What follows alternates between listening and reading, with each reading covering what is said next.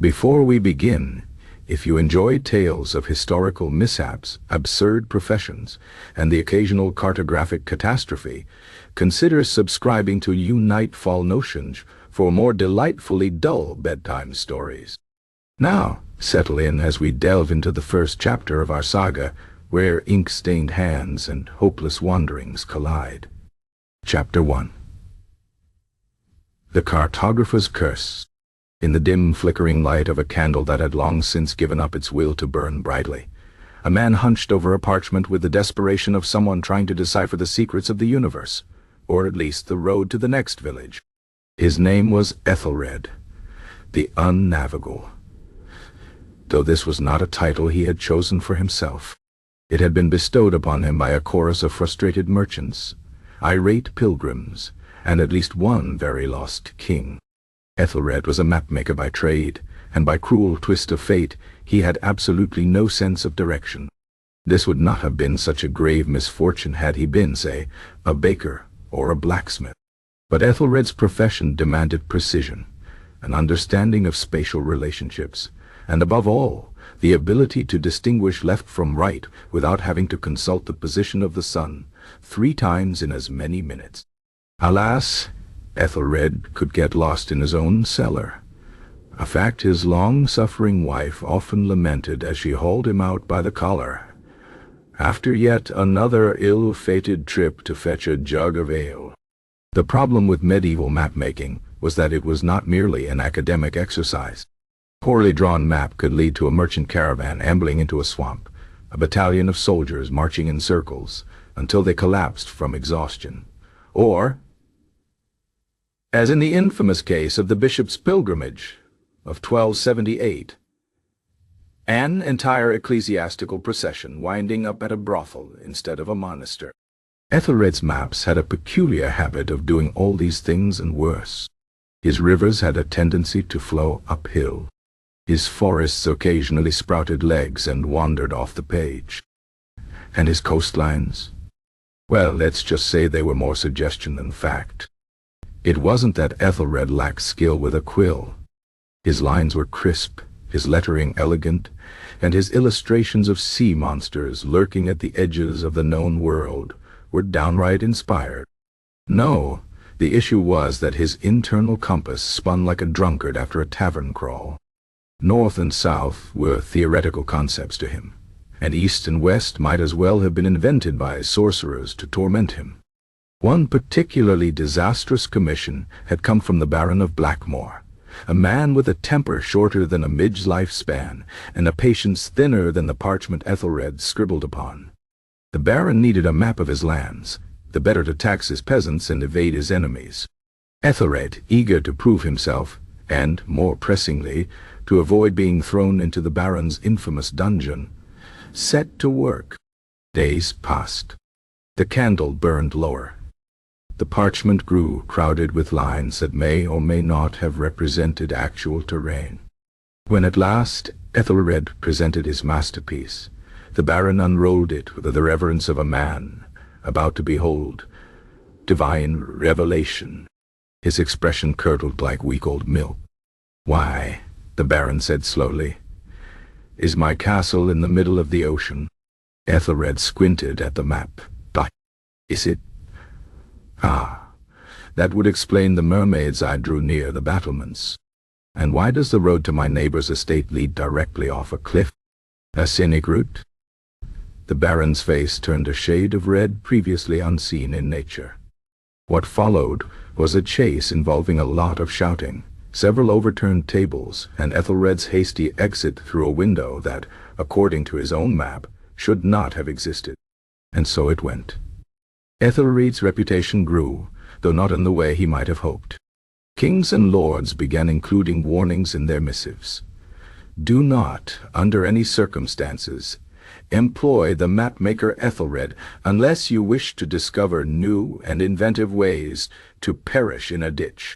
Monks took to praying for the souls of those who unknowingly purchased his works.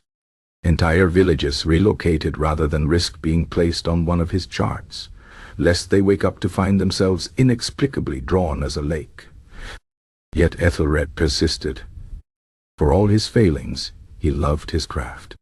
There was something deeply satisfying about transforming the chaos of the world into neat lines and labels, even if those lines led nowhere, and those labels lied. And so, by the light of his sputtering candle, he continued to draw, to dream, and to misplace entire mountain ranges with the casual incompetence of a man who could lose his own shadow if it weren't permanently attached. Little did he know, his greatest trial lay ahead, a commission from a royal court that would test not just his non-existent sense of direction, but his very survival. But that, dear listener, is a tale for another time. Chapter 2. Here be dragons, probably. Ethelred the Unnavigable was not a man easily deterred by failure, mostly because he was usually too lost to realize he had failed in the first place. After the unfortunate incident with the Baron of Blackmoor, and the subsequent window leap that had, against all odds, landed him in a haycart instead of the moat, he had taken to carrying a small brass compass as a prop. It didn't work, of course. He had purchased it from a suspiciously cheerful merchant who had assured him it was north-seeking, though in practice it mostly just spun in lazy circles, as if mocking him. Still, it looked official, and in the world of medieval cartography, appearances were everything. His latest commission had come from an unexpected source. The Monastery of St. Drogo, the easily distracted, a humble institution known for its serene gardens, quiet monks, and unfortunate habit of being sacked by Vikings at least once a decade. The abbot, a man with the patience of a saint and the organizational skills of a concussed pigeon, had requested a map of the monastery's lands, primarily to settle an ongoing dispute with a neighboring lord, who insisted that the monk's prized turnip field was in fact his.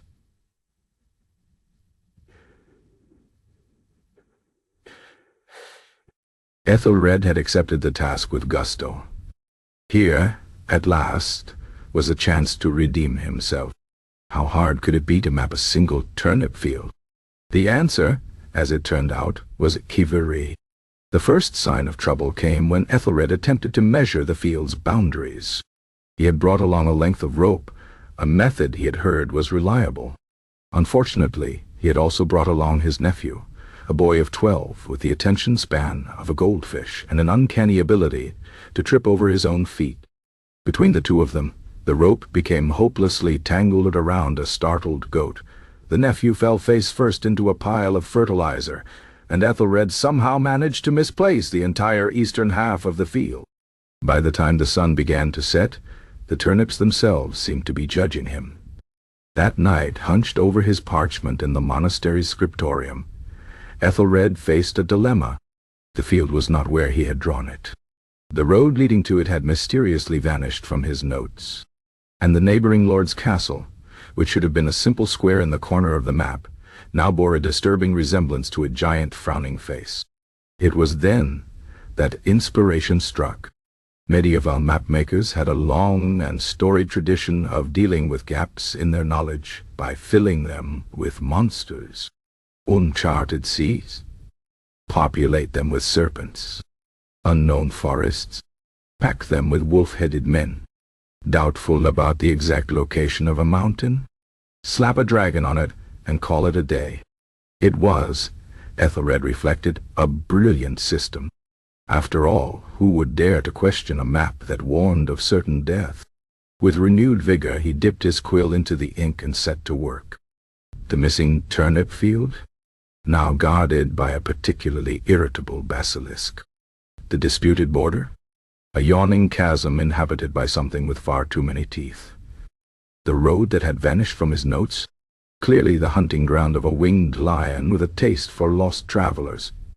By the time he was finished, the map was less a geographical tool and more a bestiary with a passing interest in property lines. The next morning he presented his work to the abbot, who unrolled the parchment with the cautious optimism of a man who had learned not to expect much from life.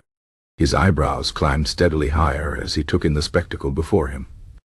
"Brother Ethelred," he said at last, "this is inventive." Ethelred beamed. "I thought so. Notice the hydra near the well. Very territorial hydras. The abbot tapped the image of the frowning castle. And this? Ah, that's the neighboring lord's estate. Or at least, it was before the incident? What incident? The one with the spontaneously collapsing walls, and the swarm of vampiric hedgehogs. Tragic, really. The abbot stared at him. Ethelred stared back, his expression the very picture of innocent sincerity. To his astonishment, the abbot began to laugh. It started as a small chuckle, then grew into a full-bodied guffaw that echoed off the scriptorium stone walls. By St. Drogo's wandering attention span, he wheezed, "This is the most ridiculous thing I've ever seen." Ethelred hesitated.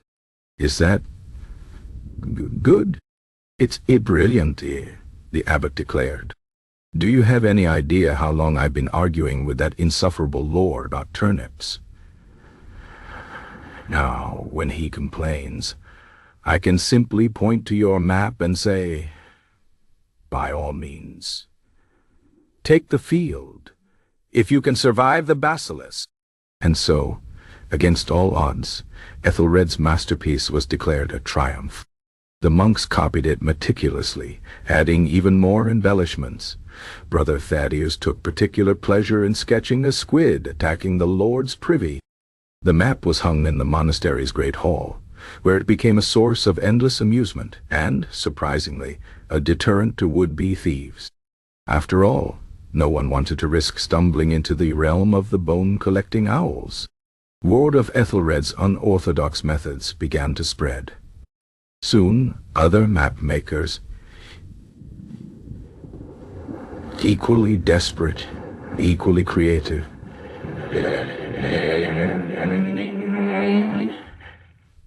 adopted the practice of filling their blank spaces with ever more elaborate horrors.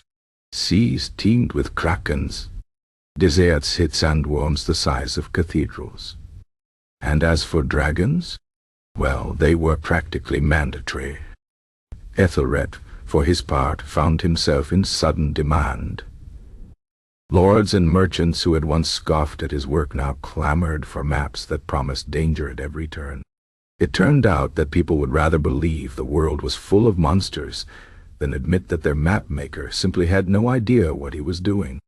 And so, armed with nothing but a faulty compass, a vivid imagination, and a complete disregard for geographical accuracy, Ethelred the Unnavigable became the most sought-after cartographer of his age, at least until the day he was commissioned to map the royal roads of the kingdom, a task that would require him to actually, for once, leave his workshop and venture into the unknown. But that, dear listener, is a tale for another time. Chapter 3. The Perils of a Wandering Line. Ethelred the Unnavigable had, through sheer persistence and an alarming disregard for reality, achieved something resembling professional success. His maps, once the subject of scorn and frequent lawsuits, were now in high demand, though not for the reasons one might hope.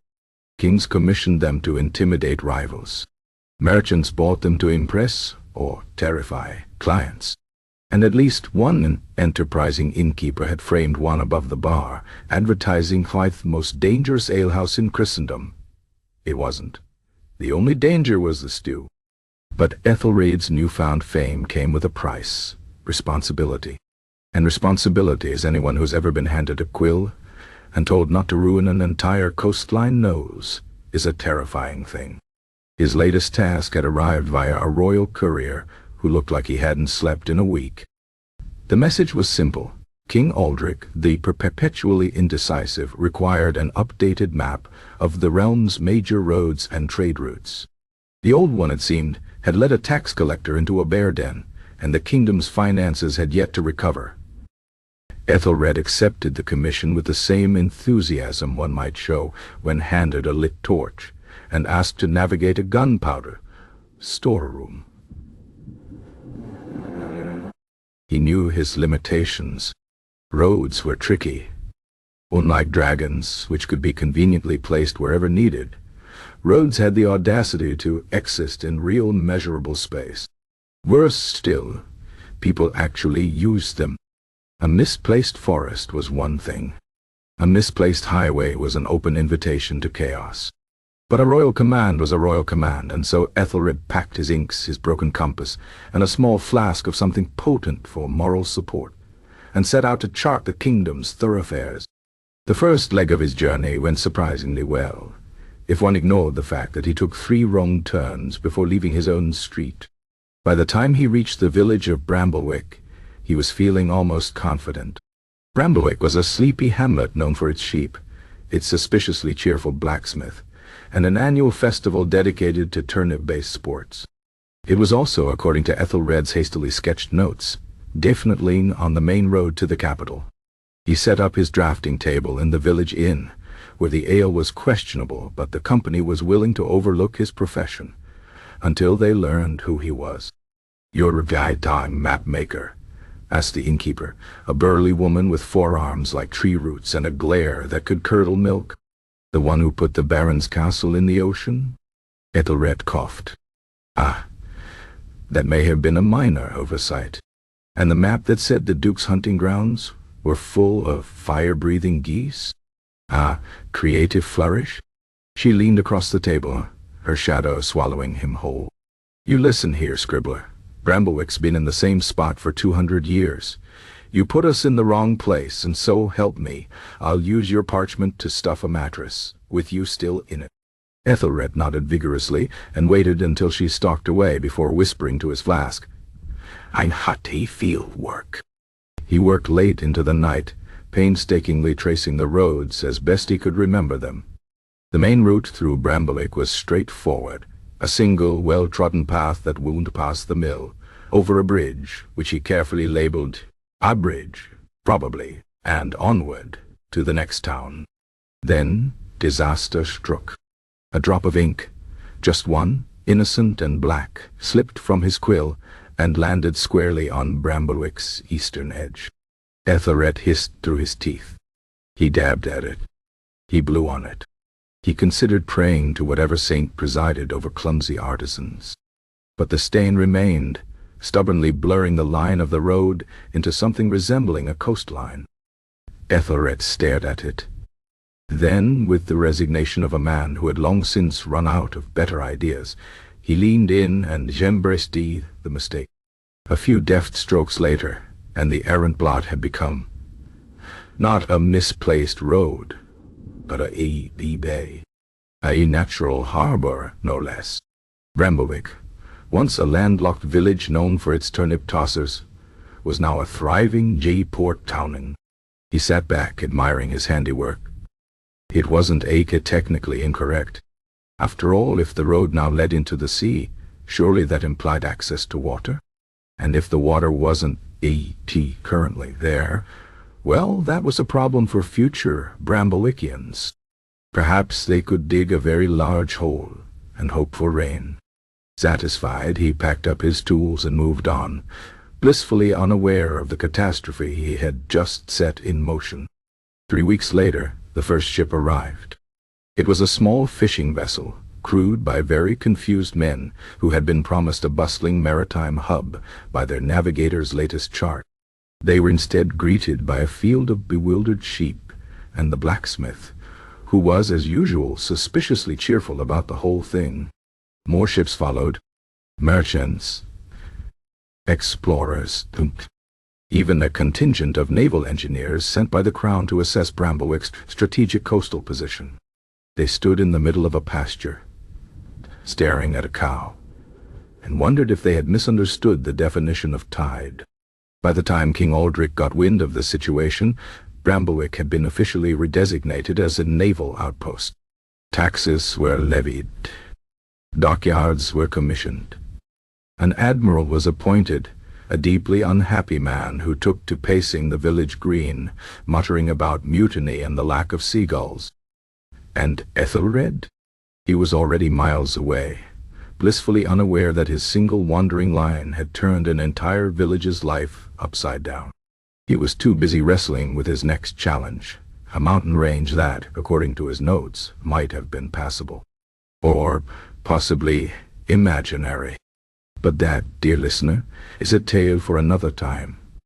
Chapter 4. Lost in the Margins. Ethelred the Unnavigable had discovered the true curse of cartography.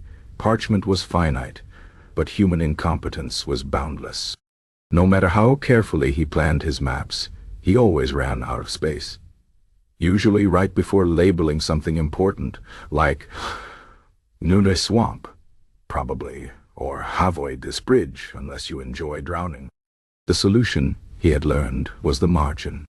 Margins were the uncharted wilderness of the page, a lawless frontier where frustrated scribes could vent their grievances, confess their sins, or, in Ethelred's case, blame everyone else for their mistake.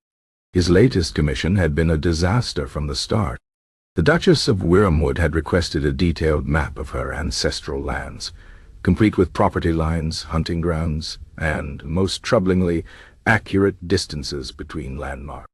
Ethelred had accepted the job with a confidence he did not possess and promptly spent 3 days measuring the estate with a piece of string he had borrowed from a disgruntled tailor. By sunset on the 4th day, he had managed to misplace an entire orchard, transpose the stables and the chapel, and, somehow, draw the duck pond inside the Duchess's bedchamber.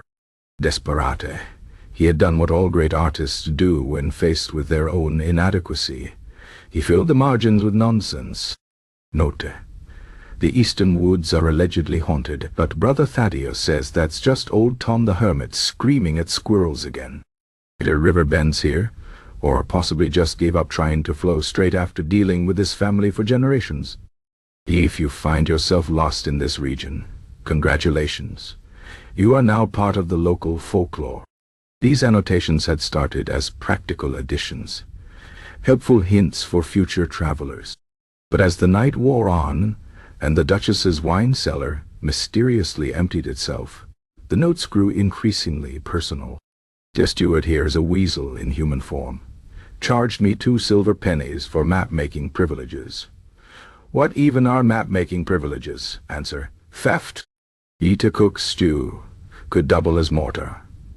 Possibly has. Duchess, 3rd husband, went hunting and never returned. Suspiciously convenient, given that she now owns his favorite castle. Just an observation. He had fallen asleep at his desk, cheek pressed against a sketch of the Duchess's prized rose garden, which he had accidentally labeled "Here Be Thorns," and regrets. When he awoke, it was to the sound of the Duchess herself unrolling his masterpiece. She was a tall woman, sharp-featured, with the presence of a hawk that had just spotted something small and edible. Her eyes scanned the map with terrifying focus, pausing only briefly at the duck pond now inexplicably floating above her 4-poster bed. Then she reached the margins. Guns. Ethelred considered leaping out the window. He was, after all, something of a professional at it by now. But the Duchess did not shout. She did not summon the guards. She did not even reach for the nearest heavy object, a silver candlestick shaped like a vengeful saint. Instead, she laughed. It was not a warm sound. It was the kind of laugh that made nearby servants suddenly remember urgent business elsewhere. But it was, undeniably, laughter. You, she said, tapping a manicured finger against his note about the steward, are either the bravest man in the kingdom or the stupidest. Ethelred opened his mouth to argue, then reconsidered. Can't it be both? The Duchess rolled up the map with a snap. I'll have this copied, without the commentary obviously, but I'm keeping the original. She paused. And if you ever breathe a word about my late husband's hunting accident, I'll have you drawn and quartered. Cartographically. Ethelred wasn't entirely sure what that meant, but it sounded painful. As word of his marginal mischief spread, other mapmakers began following suit. The margins of medieval maps became a secret battleground of passive aggression, petty grievances, and the occasional love poem to a particularly well-drawn mermaid. One monk famously filled an entire border with complaints about his abbot's snoring. Another used the space to accuse a rival of stealing his favorite quill. Ethelred, for his part, leaned into his newfound reputation. His margins grew wilder, more elaborate, tiny rebellions against the tyranny of geography. He sketched caricatures of difficult clients in the corners of their own maps. He left riddles that led nowhere. Once, in a fit of pique, he drew an arrow pointing off the edge of the page with the label, "Actual accuracy. Somewhere over here, probably." But his greatest masterpiece came when the Archbishop of Cantermore commissioned a map of pilgrimage routes. The man was notoriously humorless, a walking thundercloud in ecclesiastical robes who had once banned laughter in his presence on the grounds that it was disruptive to divine contemplation. Ethelred delivered a beautifully illuminated map, its borders crawling with tiny, saintly figures, each one engaged in increasingly absurd acts of martyrdom. One was being attacked by a swarm of very cross-looking bees. Another had tripped over his own halo. In the far corner, a particularly grumpy-looking Saint Jerome was scribbling, "G told them not to feed the lions." The Archbishop never noticed, but the monks who copied the map did. Within weeks, Ethelred's sardonic saints were appearing on maps across the kingdom, hidden in the margins like a whispered joke in a solemn cathedral. And so, Ethelred the Unnavigable became Ethelred the Unrepentant, a man who may not have known north from south, but understood the power of a well-placed footnote. His next commission, however, would test even his talent for marginal rebellion, a map for the king's own library to be displayed beside the royal throne, a map with no margins at all. But that, dear listener, is a tale for another time. Chapter 5. A King's Ransom in Bad Directions. Ethelred had faced many threats in his career as a cartographer. Angry nobles, torch-wielding villagers, that one irate badger who took exception to his surveying techniques, but none chilled his blood quite like the royal summons now trembling in his hands.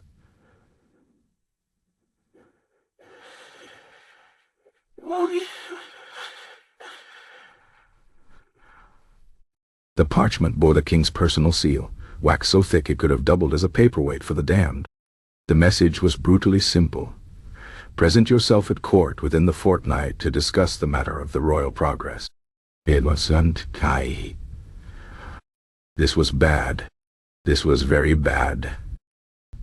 The royal progress was the crown's annual tour of the kingdom, a grand procession of feasts, flattery, and feudal posturing that required one thing above all else: precise directions.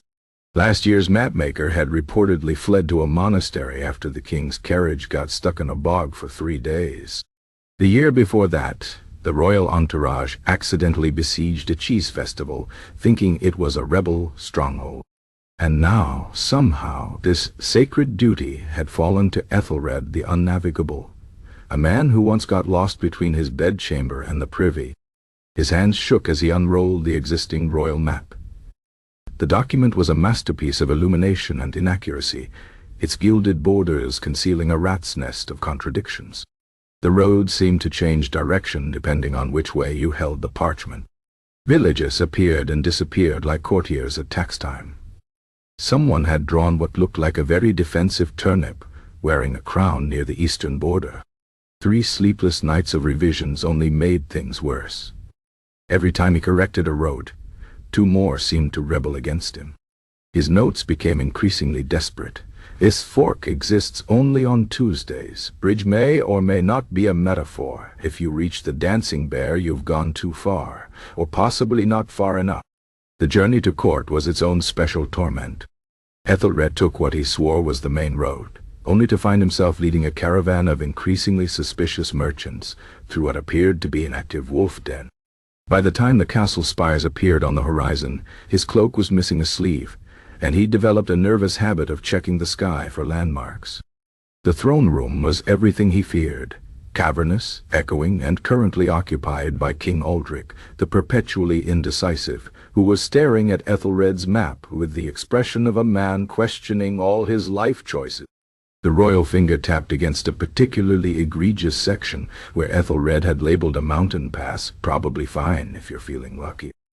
"Explain," the king commanded. why my royal person should trust this creative interpretation of my kingdom. Ethelred's mouth went drier than a tax collector's ledger. Your Majesty must understand. Geography is more art than science. The land breathes, shifts, has moods. Why, just last week I swear the forest outside Bramblick moved 3 leagues to the left. The royal eyebrow arched higher than the castle's tallest tower.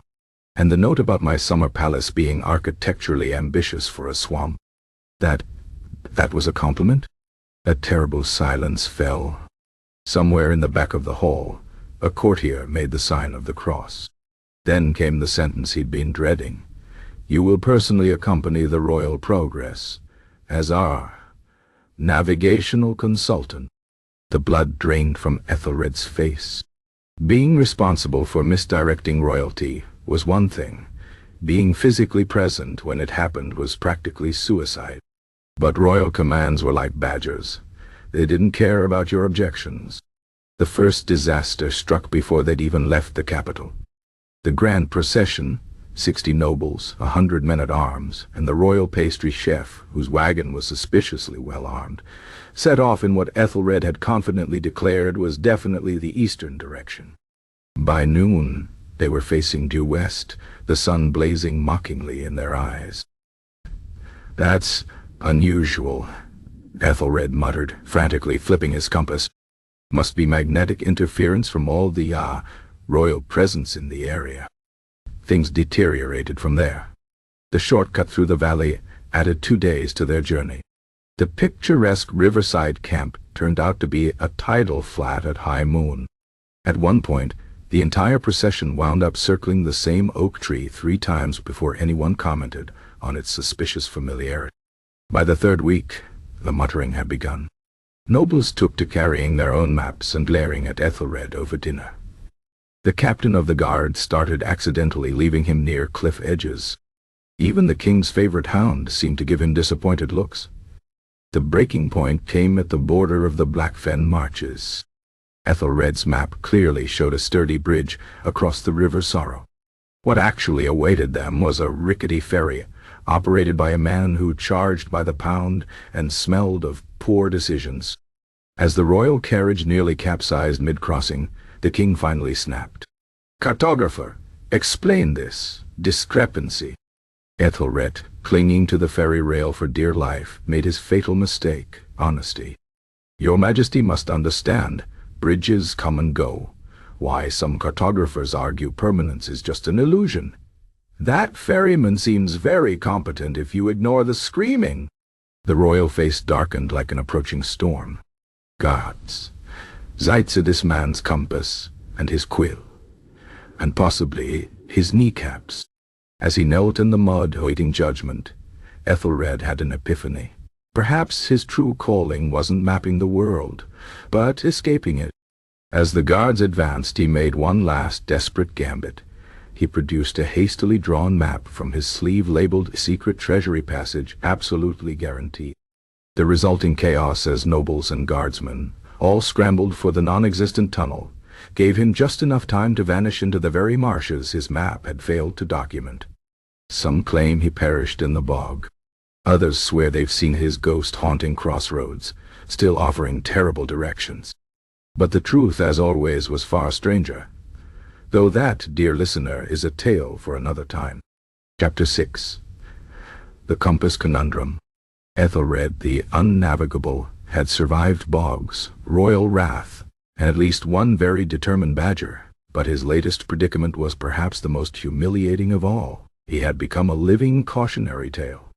The story of his disastrous royal progress had spread across the kingdom like a particularly virulent case of the pox, told and retold in taverns and market squares with increasing embellishment. Some versions claimed he had led the king's entire retinue into a den of outlaws. Others insisted he had attempted to navigate by the stars and accidentally charted a constellation that didn't exist. The truth was bad enough. Now, holed up in a dingy roadside inn under the alias Geoffrey the Moderately Competent, Ethelred contemplated his next move. His career as a royal cartographer was, understandably, over. His reputation was in tatters. His only remaining possession of value was the small brass compass he had purchased years ago from a merchant who had, in retrospect, been laughing far too hard during the transaction. He turned the device over in his hands, studying its erratic behavior with a mix of frustration and reluctant admiration. The needle spun lazily, pausing occasionally, as if to consider its options before committing to a direction. It was, he reflected, not unlike himself, prone to indecision and easily distracted by shiny objects. The problem, Ethelred had come to realize, was that he didn't actually understand how the damned thing worked. He knew, in theory, that a compass was supposed to point north. That much was common knowledge. But why? It pointed north was a mystery. Was it magic? Divine intervention? Some sort of underground lodestone conspiracy? The merchant had mumbled something about magnetic forces before pocketing Ethelred's coin and vanishing into the crowd, leaving him with what was essentially a very expensive spinning top. Patai. Still, he refused to abandon it. A compass, even a faulty one, lent an air of professionalism. No one needed to know that the needle's idea of north was more of a gentle suggestion than a rule. His brooding was interrupted by the arrival of a cloaked figure who slid into the seat across from him with the practiced ease of someone who made a habit of interrupting brooding men in taverns. The stranger pushed back his hood to reveal a face that was equal parts shrewd and amused, with the sort of smile that suggested he knew exactly how much silver was in your purse, and how easily he could relieve you of it. You're him, aren't you? The mapmaker who got the king lost in his own kingdom. Ethelred sighed. I prefer the term directionally experimental. The stranger chuckled. Call it what you like, but I have a proposition for you. He leaned in, lowering his voice. I represent a certain discerning clientele who have need of your particular talents. Ethelred eyed him warily. I've had enough of discerning clientele. The last one nearly had me drawn and quartered. This one won't. In fact, he's willing to pay handsomely for a map that's just inaccurate enough to be useful. That got Ethelred's attention. You want me to make a deliberately wrong map? The stranger shrugged. Let's just say there are people who would prefer certain routes to appear less traversable than they are, for tax purposes.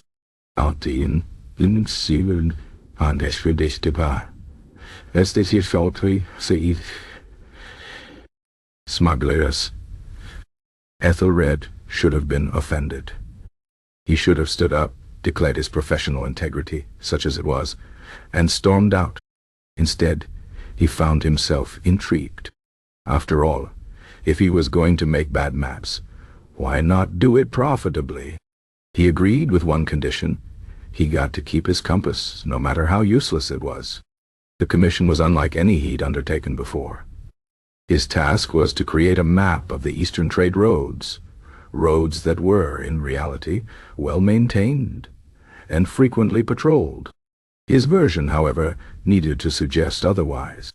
A bridge marked as structurally unsound here, a stretch of road labeled bandit-infested there, and just for good measure, a few entirely fictional swamps to discourage casual travel.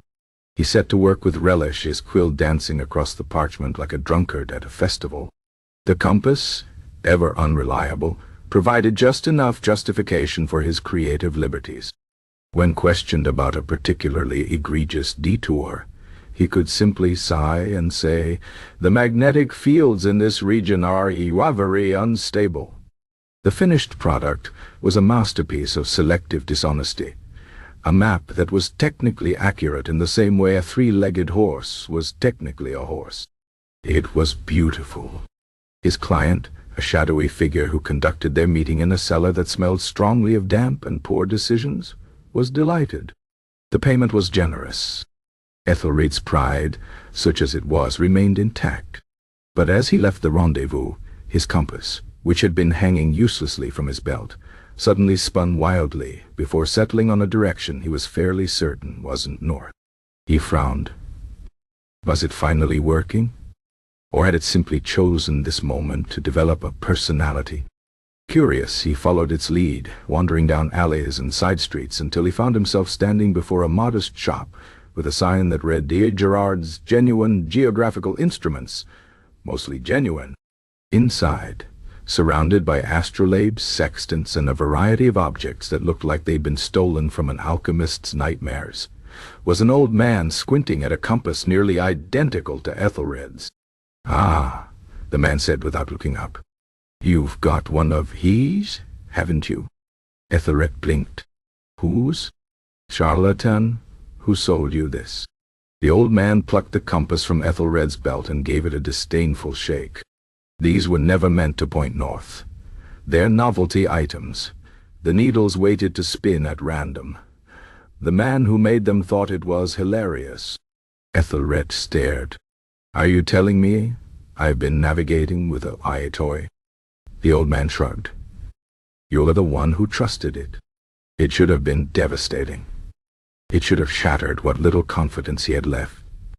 Instead, Ethelred burst out laughing. Of course, his compass was a fake. Of course, he'd built his entire career around a glorified spinner. It was absurd.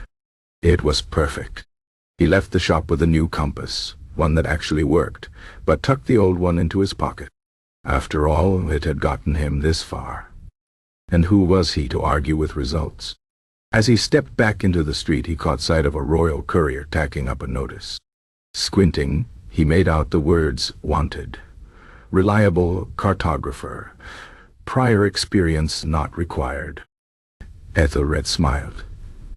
The world, it seemed, still needed bad maps, and he was just the man to make them. But that, dear listener, is a tale for another time. Chapter 7. Monastery Misadventures. Ethelred the Unnavigable had never planned to become a monk. Then again, he had never planned to become a fugitive from royal justice either, yet here he was, clutching a stolen habit and attempting to blend in with a group of particularly devout travelers, heading toward the Abbey of St. Bartholomew the Bewildered.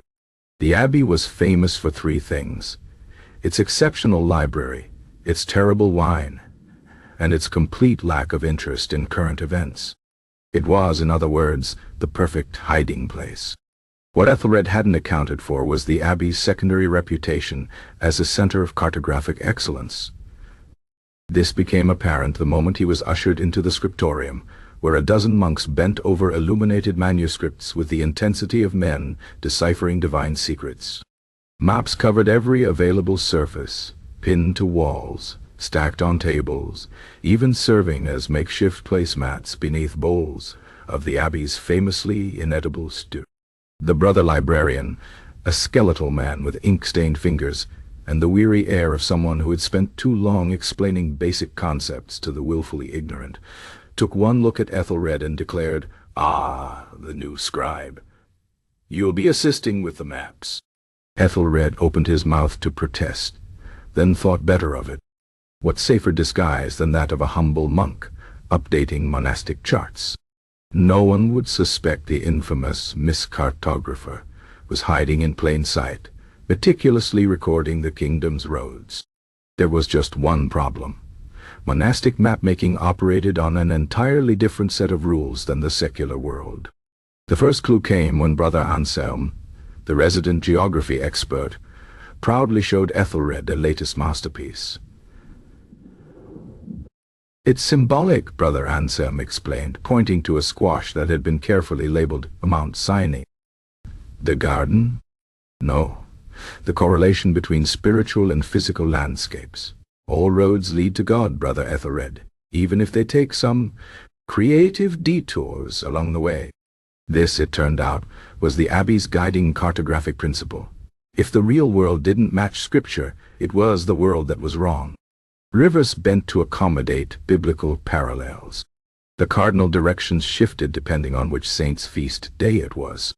Once, when challenged about a mountain range that had mysteriously migrated to the wrong side of a map, Brother Thaddeus had simply shrugged and said, "Perhaps the mountains repented." Ethelred, whose own maps were unreliable at best, found himself in the bizarre position of being the voice of reason.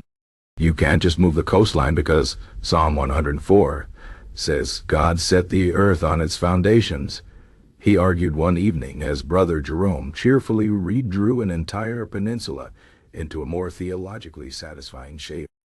Why not? Brother Jerome dipped his quill in ink. The sea is always changing anyway.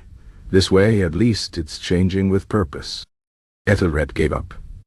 If the monks wanted to remap the world according to divine inspiration, who was he to stop them? Instead, he threw himself into the work, blending his own brand of creative geography with their spiritual adjustments. The results were catastrophically beautiful. A map of pilgrimage routes became an intricate labyrinth of winding paths, each leading to a different saint's shrine, whether the shrines existed or not. A chart of the abbey's lands included a previously unknown forest, labeled "Ere Saint Anthony Wrestled with Doubt," and possibly a bear. The brothers adored it. Pilgrims began arriving at the abbey, asking to see the enchanted maps, convinced they held secret wisdom. The abbot, sensing an opportunity, commissioned Ethelred to create a new series, maps that were equal parts navigation aid and devotional exercise. It was during this project that Ethelred made his most significant discovery. Monastic mapmakers had been covering their mistakes with holy symbolism for centuries. A misplaced river became the River Jordan. A mislabeled town turned into the site of a miracle. One enterprising monk had solved the problem of not knowing what lay beyond a certain mountain range by drawing the pearly gates and calling it Tithe, ultimate destination. For the first time in his life, Ethelred felt a strange kinship with his fellow cartographers. They, too, understood the delicate art of covering ignorance with confidence. His favorite creation was a map of the abbey itself, which he embellished with tiny scenes of monastic life in the margins. Brothers napping in the cloister, arguing over theology in the scriptorium, and in one corner a suspiciously familiar-looking monk who bore a striking resemblance to Ethelred, sneaking out the back gate with a jug of wine. The abbot chuckled when he saw it, then pointed to the wine thief. "You've captured Brother Finian perfectly." Ethelred didn't correct him. As the months passed, Ethelred's past life faded into the background. The king's men never came searching. The royal summons gathering dust somewhere in the chancery were forgotten. He became, for all intents and purposes, Brother Ethelred, monk, scribe, and occasional confessor to lost travelers who blamed his maps for their predicament. Then, one rainy afternoon, a visitor arrived, a royal courier, soaked to the bone and carrying a sealed letter. The abbot summoned Ethelred to his chambers, where the courier stood dripping onto the expensive rug. "You," the courier said, eyeing Ethelred with barely concealed amusement, "are a difficult man to find." Ethelred's stomach sank. So much for monastic sanctuary. But the letter wasn't a warrant for his arrest. It was a request, another royal commission. King Aldric, it seemed, had developed a peculiar fondness for Ethelred's unique approach to cartography. The kingdom's enemies, the letter explained, had become so confused by the conflicting maps in circulation that they'd given up invading altogether. Would Brother Ethelred consider returning to court as the newly created royal cartographer of creative geography? The abbot, who had been reading over his shoulder, burst out laughing. "God works in mysterious ways, my son. Apparently, so do mapmakers." Ethelred looked down at the letter, then at the half-finished map on the abbot's desk, a beautifully inaccurate depiction of the road to salvation, complete with a dragon sitting atop a mountain labeled Pride, also a very steep climb. He sighed. The world needed bad maps, and it seemed he was still the best man for the job. But that, dear listener, is a tale for another time. Chapter 8. The Map That Ate Itself. Ethelred's triumphant return to court as royal cartographer of creative geography had been met with equal parts celebration and terror. The nobility whispered that he must possess some arcane power, for only black magic could explain how his maps continued to baffle invaders, while somehow getting royal carriages to their destinations. eventually. The truth, as always, was simpler. Ethelred had mastered the art of making wrongness look intentional. His masterpiece began as a simple request from Lord Pembroke, a man whose military ambitions far outstripped his sense of self-preservation. "I require," Pembroke announced, slapping a worn parchment onto Ethelred's worktable, "an updated campaign map of the northern reaches, with special attention to possible invasion routes." Ethelred unrolled the existing map, and immediately understood why Pembroke needed a new one. The document was a catastrophe of crossed-out lines and frantic marginal notes, the cartographic equivalent of a man trying to recall a dream after too much ale. Whole regions were labeled with helpful warnings like, "Here there be something probably and avoid, unless fond of screaming." "This," Ethelred said carefully, "appears to have been drawn by someone mid-panic." Pembroke's mustache twitched. "It was, by me, during what historians now call the incident at Blackmarsh." Ethelred wisely didn't ask for details. Instead, he set to work, determined to create something that would satisfy both military strategy and his own growing artistic pretensions. What emerged over the following weeks was less a map and more a living entity, a sprawling, self-referential monstrosity that seemed to shift every time he looked away. The problems began innocently enough. He'd meant to mark a mountain pass, but the quill slipped, creating what appeared to be a valley where none existed. Rather than start over, he labeled it Hidden Defile, excellent for ambushes, and moved on. Then the river insisted on curving the wrong way, so he invented seasonal flooding patterns to explain it. By the time he'd finished accounting for all his creative adjustments, the map contained no fewer than 3 compass roses, each pointing in different directions, a forest that migrated depending on the moon phase, and a fortress that only appeared when approached with pure intentions or good torchlight. The pièce de résistance was the eastern border, where Ethelred, having completely lost track of which squiggle represented what, simply drew a gaping void labeled "Here there be strategic opportunities. Consult local guide." Indeed.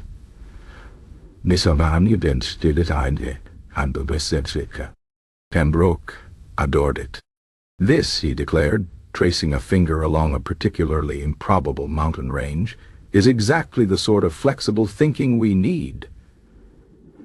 The enemy won't know whether to bring climbing gear or fishing poles." He rolled up the map with reverence. "We depart at dawn." Ethelred should have stopped him.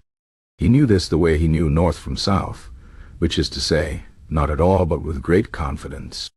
Instead, he accepted his payment and a flagon of Pembroke's famously terrible wine, and quietly hoped no one would notice when the entire expedition vanished into one of the map's more creative geographical features. The disaster unfolded with the inevitability of a poorly planned siege. First, Pembroke's vanguard spent 3 days searching for the hidden defile before realizing Ethelred had drawn it on the wrong side of the mountains. Then the supply wagons became trapped in the seasonal floodplain during the driest summer in living memory. The final straw came when the scouts reported finding the strategic void, which turned out to be Farmer Watkins' prize pumpkin field. Pembroke returned to court, covered in mud and what appeared to be pumpkin seeds, the tattered remains of Ethelred's map clutched in his fist. "This," he announced to the assembled court, "is the most brilliant tactical deception I've ever witnessed. The enemy would be hopelessly lost within hours." King Aldrich peered at the stained parchment. Did you actually follow this?" "Oh, of course not. No sane man would. But imagine if our enemies got their hands on it." Pembroke's eyes shone with the fervor of a man who discovered a new form of warfare. "We could win entire campaigns without drawing a sword." And so, against all reason, Ethelred found himself promoted once again, this time to Master of Cartographic Misdirection. His official duty was to create alternative maps for strategic distribution. His unofficial duty was to drink with foreign spies and casually leave misleading maps in taverns. The pinnacle of his deception career came during the infamous War of the Three Compasses, when rival armies became so entangled in conflicting geography that they accidentally besieged each other's supply trains, while the actual kingdom remained untouched. The peace treaty included a clause specifically banning Ethelred from mapping within 50 leagues of any border. As for the original doomed expedition map, it achieved legendary status. Copies circulated among scholars and generals alike, studied as both a cautionary tale and a work of abstract art. The only person who couldn't interpret it was Ethelred himself, who, upon being shown a copy years later, stared at it in genuine confusion before muttering, "Did I really put a lake there? That can't be right." But that, dear listener, is a tale for another time. Chapter 9. The Great East is Up Debate. Ethelred the Unnavigable had survived royal disfavor, military blunders, and at least one angry badger, but nothing prepared him for the theological firestorm that erupted when he casually remarked at a banquet that up is, when you think about it, entirely subjective. The problem began, as most great philosophical debates do, with wine. The occasion was a feast, celebrating the completion of his latest masterpiece, a map of the kingdom that he had, in a moment of either inspiration or indigestion, oriented with east at the top. It had seemed perfectly reasonable at the time. Sun rose in the east, after all. Churches traditionally faced east. And, most importantly, it meant he could tuck the kingdom's single notoriously inaccurate compass rose into a corner where it would do the least damage. He should have known better. The first sign of trouble came when the Archbishop of Cantermore unrolled the map at the high table and immediately turned it 90 degrees. When Ethelred politely corrected him, the Archbishop's face darkened like a storm cloud over a particularly sinful village. "East," the Archbishop intoned, "is not Viewpay. East is geese." Ethelred, emboldened by the wine and the warm glow of having successfully labeled all major rivers without accidentally turning any of them into lakes, made his fatal mistake. He argued back, "But why must north be up? Who decided that? The stars? They move. The compass? So does its needle. If we place east at the top, Jerusalem naturally occupies the position of honor. You would put the holy city sideways?" The Archbishop's voice reached a register usually reserved for exorcisms. Across the hall, scholars perked up like hounds catching a scent. Within minutes, the feast dissolved into chaos. Theologians waved crusts of bread like papal bulls. Astronomers flipped tables to demonstrate celestial mechanics. The king's chief huntsman, thoroughly drunk, kept shouting that up is where the birds are until someone pushed him into a tapestry. Ethelred, suddenly the reluctant champion of cartographic heresy, found himself at the center of what would later be chronicled as the Great Up Debate. For 3 days, the castle echoed with scholarly shouting as factions formed. The traditionalists, led by the Archbishop, insisted north must remain at the top, citing everything from ancient Roman maps to the general tendency of water to flow downhill, which they claimed proved God-favored northern orientation. The reformists, a ragtag group of younger monks and one surprisingly articulate stableboy, argued that east-up mapping better reflected spiritual hierarchy, with Eden at the top and the unknown west at the bottom. The pragmatists, mostly merchants and sailors, pointed out that no one could agree which way ships' charts should face, resulting in half the kingdom's fleet listing slightly to starboard from constantly tilting their maps. The drunkards, led by the chief huntsman, now permanently lodged in the tapestry, maintained that up was wherever you're not currently falling. Ethelred, caught in the crossfire, did what he did best. He made more maps. He created a north-up version to appease the Archbishop. He drew an east-up copy for the monks. He crafted a south-up variation just to watch the royal astrologer have an aneurysm. His pièce de résistance was a circular map that could be rotated freely under a fixed compass rose, which delighted the sailors and infuriated everyone else. The debate might have continued indefinitely had not Brother Thaddeus from St. Bartholomew's arrived with an armful of ancient manuscripts. "According to the blessed Saint Drogo," he announced, unrolling a crumbling scroll, "heaven is neither up nor sideways, but all directions at once, like a cheese that has been grated into the soup of eternity." A hush fell over the assembly. The Archbishop blinked. "That can't possibly be canonical." "It's in the marginalia," Brother Thaddeus said cheerfully, along with several recipes for turnip wine. In the end, the king, who had lost considerable betting money on the outcome, declared a compromise. All future royal maps would place north at the top, except during holy festivals when east could temporarily reign supreme, and sea charts could face whichever way made the sailors stop whining. The only absolute rule was that no map could ever again be based on whatever the birds are doing, a decree that left the chief huntsman sulking in his tapestry for a week. As for Ethelred, he emerged from the controversy with his reputation oddly enhanced. There's nothing like a good theological cartographic scandal to cement one's place in history. His rotating map became a prized curiosity in the royal library, though visitors often complained it made them dizzy. The experience left him with one unshakable conviction. From now on, he would always include an arrow labeled "You are here" on every map, even if here was sometimes debatable. But that, dear listener, is a tale for another time. Chapter 10. Parchment, Blunders, and Inky Doom. Ethelred the Unnavigable had faced down kings, archbishops, and the occasional territorial goose. But nothing tested his patience like the physical act of putting ink to parchment. Maps, he had learned through bitter experience, were fragile things, subject to the whims of weather, the treachery of materials, and the insatiable appetite of barnyard animals. The trouble began on an otherwise unremarkable Tuesday, when Ethelred set out to create a new regional survey for the Wool Merchants' Guild. The commission was straightforward enough. Chart the principal grazing lands, mark the major trade routes, and for God's sake, don't put any mythical creatures in the margins this time. He started with high hopes and fresh parchment. The parchment, purchased from a traveling merchant who swore it was virgin sheepskin of the highest quality, immediately proved itself a liar. The surface was pockmarked with imperfections. One corner suspiciously resembled a bite mark, and no matter how much Ethelred smoothed it, the sheet kept rolling itself back up like a stubborn hedgehog.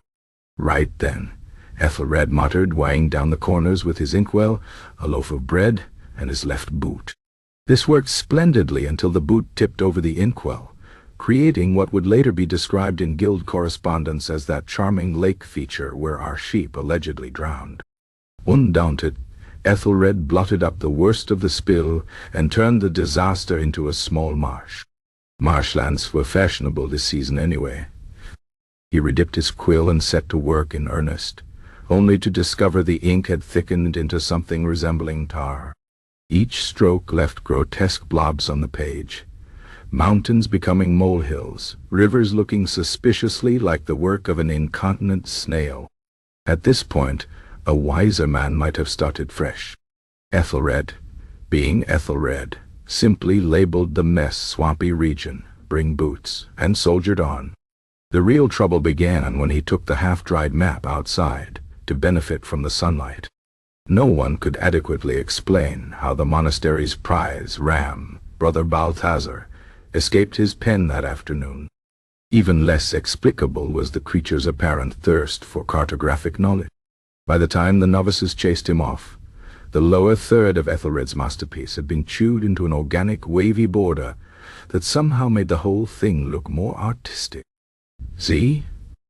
Ethelred told the horrified wool merchants later, pointing to the ragged edge. "This clearly marks the western grazing limits.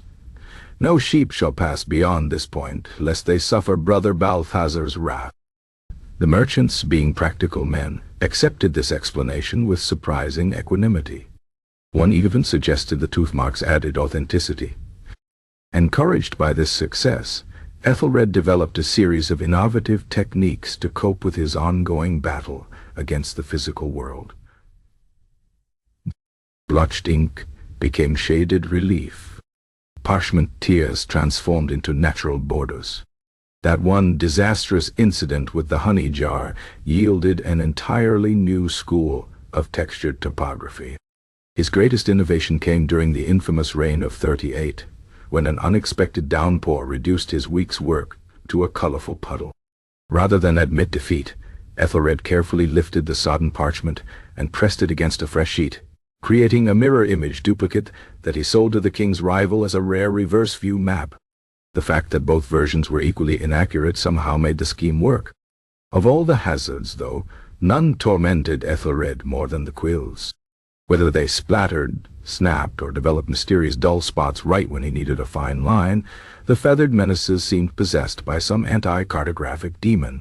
His lowest moment came during an important commission for the Royal Navy, when a poorly trimmed quill deposited an ink blot precisely where the main harbor should have been. In desperation, he transformed it into an ominous whirlpool, with the label here ships pause to reflect, then sink. The admirals loved it. Whirlpools, they claimed, showed character. As the years passed, Ethelred's reputation grew not despite these accidents, but because of them. Clients began requesting his special weathered maps for their rustic charm. The monastery's sheep became inadvertent collaborators, their dental impressions adding valuable texture to border regions. Even his ink spills took on legendary status. One particularly ambitious blob near the capital was memorialized in song as the great gray god of misplaced capitals. In the end, Ethelred came to embrace the chaos. Perfection, he realized, was overrated. A map without quirks was like a feast without wine, technically possible, but missing the point entirely. He took to signing his works with a tiny drawing of an inkwell tipping over, a private joke that somehow became a mark of authenticity. When young apprentices asked his secret, he'd simply smile and say, "The best maps, like the best lives, are those that survive their mistakes." Then he'd send them off to chase whatever goat was currently eating his draft. But that, dear listener, is a tale for another time. Chapter 11. The Legend of the Backwoods River. Of all the geographical improbabilities Ethelred the Unnavigable had committed to Parchment, none achieved the fame, or caused as much trouble, as the curious case of the river St. Algernon. It began innocently enough, as most cartographic disasters do. The Bishop of Middlemarsh had commissioned a new map of his diocese, with particular emphasis on holy sites and pilgrimage routes. Ethelred, eager to please, and even more eager to be paid, set to work with uncharacteristic diligence. The trouble started when he reached the river section. The actual river Alger was a modest waterway that meandered lazily from some hills to a marsh, its most remarkable feature being the peculiar smell it developed every August. But in his concentration, Ethelred did the unthinkable. He drew it flowing the wrong way. He noticed the mistake immediately. The ink was still wet. The solution was simple: scrape away the error and start again. But as he reached for his knife, a drop of wine, purely for medicinal purposes, splashed onto the parchment, creating a blotch that perfectly obscured the river's source. Ethelred stared at the mess. He could start over, or he could improvise. "Right then," he muttered, dipping his quill. With a few strategic strokes, the river Alge became the river St. Algernon, its waters now flowing from humility to glory as it climbed gently uphill toward a newly drawn monastery that definitely hadn't been there before. He labeled it a miraculous confluence of divine hydrology in his best liturgical script, and moved on. The bishop, being a man who appreciated both wine and a good miracle, accepted the map without question. The copies made for pilgrims even included a small woodcut of St. Algernon himself, a St. Ethelred had invented on the spot. Standing atop the waters, smiling beatifically, a salmon swam downward past his ankles. The first pilgrims arrived in Middlemarsh the following spring, armed with Ethelred's map and high expectation. The local innkeeper, never one to miss an opportunity, directed them to a nearby creek, and claimed the reversal of flow was only visible to the pure of heart. By midday, half the visitors were swearing they'd seen sticks floating upstream. By evening, 3 separate fights had broken out between those who saw the miracle and those who saw a perfectly ordinary brook. The phenomenon only grew from there. An enterprising monk set up a booth selling St. Algernon's reversed waters in little vials, mostly ditch water with a drop of blue ink. The bishop, sensing his diocese might finally outshine that upstart Canterbury, commissioned a statue of the non-existent Saint D. By midsummer, the river that flowed uphill had become the third most popular pilgrimage site in England, despite the complete absence of an actual river matching its description. Ethelred, meanwhile, found himself in the uncomfortable position of being hailed as the chronicler of divine wonders. Pilgrims sought his blessing. Scholas wrote treatises on the hydrological miracle. The king himself summoned Ethelred to explain how he discovered the phenomenon. "Your Majesty," Ethelred hedged, "sometimes truth reveals itself in unexpected ways." "Quite right," boomed the king, who'd already commissioned a golden reliquary for St. Algernon's equally non-existent toe bone. "We shall have you document all such holy irregularities?" For the first time in his life, Ethelred the Unnavigable found himself trapped by his own reputation. His attempts to clarify, "It's possible I may have misremembered the exact flow," were met with knowing nods and whispers of holy humility. His suggestion that pilgrims might enjoy visiting a different river was taken as evidence of his spiritual devotion to St. Algernon's original site. The legend only grew richer with time. When an actual flood temporarily reversed a small tributary's flow in 1347, it was declared the annual miracle of St. Algernon. When skeptics pointed out the original map showed no such tributary, the faithful declared this proof the river moved to test their devotion. By the time Ethelred passed away, peacefully in his sleep, possibly from shame, the river St. Algernon had its own feast day, a thriving souvenir trade, and 3 competing accounts of the saint's life, all written by monks who'd never met Ethelred but were happy to describe his beatific visions in great detail. The final irony came decades later, when a particularly devoted, and possibly deranged, group of monks actually dug a canal that flowed uphill through a series of locks, creating a real backwards river, exactly where Ethelred's map had shown. They named it after him. And so Ethelred the Unnavigable, a man who couldn't tell north from south on his best day, became the patron saint of lost travelers, cartographers, and anyone who needed to explain away an obvious mistake with divine intervention. His tombstone, fittingly enough, faces the wrong direction. But that, dear listener, is a tale for another time. Chapter 12. When in doubt, blame the stars. Ethelred the Unnavigable had exhausted every possible excuse for his cartographic shortcomings over the years. He blamed bad quills, temperamental Parchment, and at least one allegedly possessed inkwell. He'd cited mysterious magnetic disturbances, seasonal variations in the Earth's temperament, and that time a squirrel had run across his worktable at a critical moment. But his greatest alibi, the one that never failed to silence skeptics, came from the heavens themselves. It began, as many of Ethelred's inspirations did, in a tavern.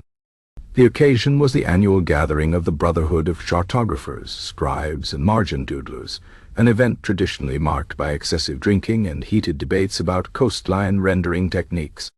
This year's meeting had taken a sour turn when Brother Cuthbert of Norwich unveiled his new map of the Eastern Shires, a work so precise it reportedly made 3 surveyors weep with envy. "Note the exact proportions," Cuthbert crowed, stabbing a sausage-like finger at his masterpiece. "Every mile measured, every hamlet accounted for. No guesswork, no embellishments."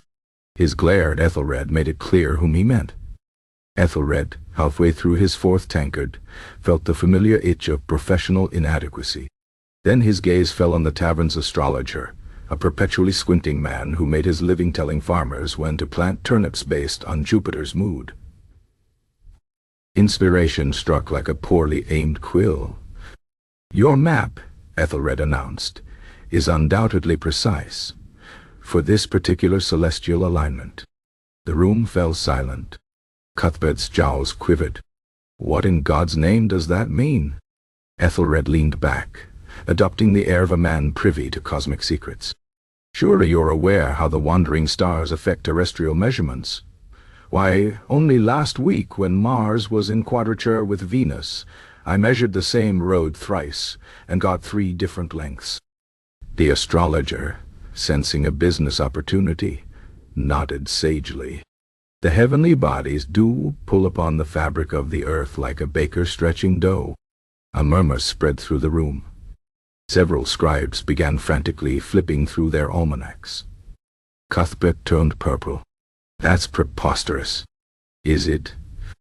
Ethelred produced his own map, a particularly fanciful rendering of the northern roads, and pointed to a note in the margin. "See here? Mercury retrograde. Distances approximate. Any scholar worth his salt knows you can't trust measurements when the messenger planet is walking backward." The effect was magical. Across the tavern, guilty mapmakers suddenly remembered urgent astrological notes they'd meant to include. One man claimed the entire Alpine range on his last chart was off because of lunar interference. Another swore his misplaced island was due to Neptune's aquatic influence. Never mind that Neptune wouldn't be discovered for another 4 centuries. By night's end, Ethelred had not only salvaged his reputation, but started a craze. Soon, no self-respecting map was complete without a disclaimer about planetary alignments. Roads shifted according to Saturn's mood. Borders became subject to celestial approval. One particularly bold cartographer labeled the entire Atlantic Ocean variable during eclipses. The system was foolproof. When the Duke of Wessex complained his new map showed his prized orchard underwater, Ethelred solemnly explained it was a tidal prediction for when the moon reaches its perigee. The Duke, not wanting to appear ignorant of astrology, commissioned a second copy for fair weather use. Even Cuthbert eventually capitulated, though his astrological notes carried a distinctly grudging tone. "If you must blame the stars for your poor draftsmanship, Mars is ascendant in the 3rd house this week." The final triumph came when the royal astrologer, a man who'd built his career on predicting rain on feast days and vice versa, declared Ethelred's theories not entirely implausible. Soon nobles were consulting star charts before commissioning maps, and Ethelred found himself invited to court not as a mere cartographer, but as a celestial geographer. Of course, the system wasn't perfect. The king's master builder nearly had an apoplexy when workers tried to delay a castle expansion because Venus wasn't favorable for straight walls. And poor brother Thaddeus spent 3 weeks trapped in what he swore was a shifting monastery before someone pointed out he'd been walking in circles. But for Ethelred, it was a golden age. No longer shackled by tedious expectations of accuracy, he could now attribute any mistake to cosmic forces beyond mortal comprehension. His maps became riotous tapestries of geographical speculation and astrological nonsense, each more beautifully absurd than the last. The masterstroke came with his famous zodiacal map, where each region corresponded to a different astrological sign. The Taurus Mountains, which were mostly flat, became stubbornly elevated. The Pisces marshes, emotionally fluid, changed size depending on the viewer's birthday. And when challenged about an entirely fictional mountain range in Gemini territory, Ethelred simply smiled and said, "Ah, but have you seen it when Mercury is rising?" No one had. But they kept checking. And so Ethelred the Unnavigable, a man who couldn't reliably find his own home without stellar guidance, became the father of astrocartography, a field that would confuse scholars for centuries to come. His final work, left unfinished at his deathbed, reportedly contained only 2 words: "Blame Jupiter." But that, dear listener, is a tale for another time. Chapter 13. A Pilgrim's Regret. Pilgrims had always been among Ethelred the Unnavigable's most devoted customers. There was something about the combination of spiritual devotion and geographical ignorance that made them particularly susceptible to his brand of creative cartography. Where merchants might question a suspiciously placed mountain range, and soldiers could challenge the sudden appearance of a ravine where none existed, pilgrims simply nodded, crossed themselves, and took it as part of the divine challenge. This blind faith reached its zenith with the publication of Ethelred's Compendium of Sacred Routes and Holy Detours, a volume that promised the most spiritually enriching paths to salvation and delivered mostly bewilderment.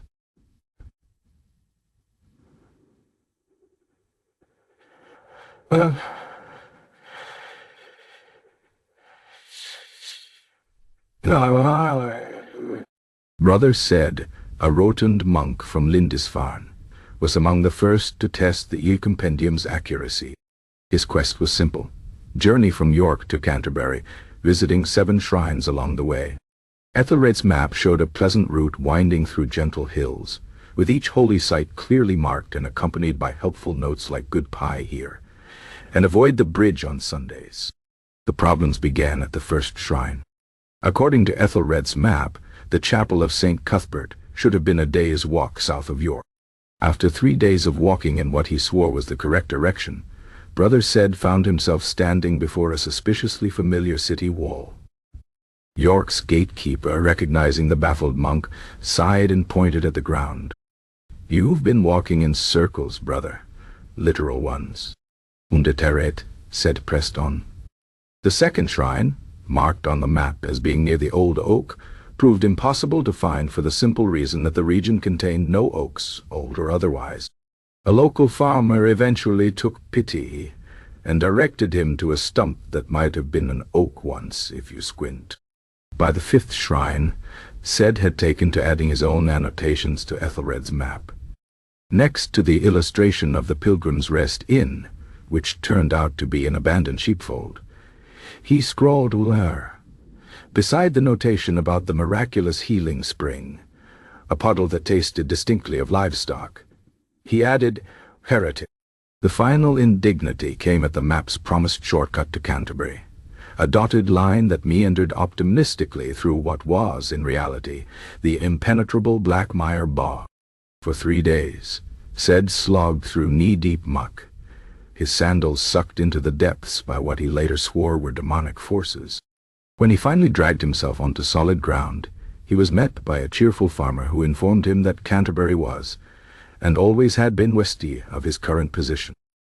Ced's ordeal might have been written off as one man's misfortune, were it not for the flood of similar complaints. Sister Marjorie's pilgrimage to Walsingham saw her spend a week in what Ethelred had labeled a contemplative forest, but was actually the king's hunting preserve, resulting in an unfortunate incident with a startled boar and a misplaced vow of silence. A group of German friars following Ethelred's scenic alpine route spent a month wandering what turned out to be the flatlands of Flanders before realizing their error. The most spectacular failure belonged to the party of 20 Burgundian pilgrims who, guided by Ethelred's specially commissioned eye-map of Martyr's Weighing, somehow wound up in Scotland. Their leader's letter to the bishopric still survives in the historical record. "I each sought spiritual enlightenment and found only kilts and displeased sheep. The Mapmaker must answer to God, though we pray he meets a quicker earthly justice first." Ethelred, when confronted with these complaints, adopted an expression of wounded innocence. "Pilgrimage isn't about the destination," he argued. "It's about the journey, the hardships, the character-building detours." When pressed about specific errors, he fell back on his old standby. "You must have been holding the map during an unfavorable planetary alignment." The curious thing was how many pilgrims came to agree with him, after the blisters had healed and the rage had cooled. Brother said, much to his own surprise, found his faith deepened by his ordeal. Getting lost, he wrote in his now famous DQTs on misguided virtue, forces a man to confront his own limitations. Also, it builds strong calves. The Burgundians returned with such stirring tales of Scottish hospitality that the route became an official alternative pilgrimage. Sister Marjorie's boar encounter spawned a new saint's legend and an excellent sausage recipe. Even the German friars admitted their Flanders misadventure had yielded unexpected spiritual insights, though they remained vague on what those might be. As for Ethelred, the notoriety only increased demand for his services. Pilgrims now specifically requested his most challenging maps, believing that the greater the struggle, the richer the redemption. His compendium went through 7 printings, each adding more elaborate detours and creative hazards. The 1342 edition famously included a penitential maze that doubled the journey's length, but promised guaranteed absolution or your money back. In his later years, Ethelred took to walking the pilgrim roads himself, often disguised as a simple traveler. He delighted in meeting groups following his maps, listening as they cursed his name by day and spun miraculous tales around campfires by night. Once, when a particularly lost band of pilgrims offered to share their meager rations with the poor old man, he was moved to give them actual directions, though he made sure to include a small, unnecessary hill for character-building purposes. The lesson, if there was one, seemed to be this: a map might lead you astray, but faith in God, in yourself, or in the simple certainty that the pi notation was probably accurate would see you through. And, if not, there was always the next edition. But that, dear listener, is a tale for another time. Chapter 14. The Mapmaker's Secret Diary. The discovery came long after Ethelred's death, tucked between the pages of a moldering psalter in the monastery library at St. Bartholomew the Bewildered. At first glance it appeared to be just another medieval manuscript, until Brother Thaddeus noticed the marginal sketches of fantastical beasts and the telltale wobble of lines that could only belong to one man. Ethelred's private journal was a revelation. Page after page of scribbled confessions, midnight frustrations, and increasingly creative excuses revealed the truth behind Christendom's most notorious cartographer. The opening entry set the tone. Teddy, working on the Baron's commission, have misplaced an entire forest, not merely mislabeled, actually cannot recall where I put the damned thing. Shall claim druid magic. The entries progressed in both desperation and creativity. Spilled wine on the coastal survey. Good news, invented 5 new islands. Bad news, the Duke wants to tax them. Cool upon reflection. Here be dragons solves surprisingly many problems. Running out of parchment. Might have to put some dragons in the sea. My brother Ransom asks why my North Star moves. Told him it's a special wandering north for spiritual pilgrims. He nodded sagely. God forgive me. God forgive me. The journal's most heartbreaking passage came amid sketches for the Royal Progress map. Dreamed again of being chased through twisting streets by angry nobles, wielding my own maps. Awoke to find I'd drawn a perfect map in my sleep, then spilled ink on it. Divine punishment or poor placement of inkwell. Must revisit confession either way. Between self-recriminations shone moments of accidental genius. Close the road to Norwich. Drew a prettier one instead. Client claims it's faster. Might start doing this intentionally. Pano caravan followed my scenic route into a bog. Remarkably, they returned praising the spiritual challenge.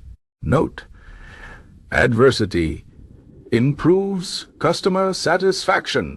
The final entry, written in a shaky hand, read simply, "They're calling my mistakes style. At last success." Brother Thaddeus quietly returned the journal to its hiding place. Some truths, he decided, were better left cartographically obscured. Chapter 15. Towns that weren't there. Ethelred the Unnavigable had populated his maps with many fantastical elements over the years. Dragons, reverse rivers, at least one mountain that moved depending on the season. But none were as persistent, nor as troublesome as the towns that didn't exist. These phantom settlements appeared for any number of reasons. Sometimes they were born from rumor, whispered into existence by travelers who swore they'd pass through a village just over that hill, only for the hill in question to reveal nothing but more hills.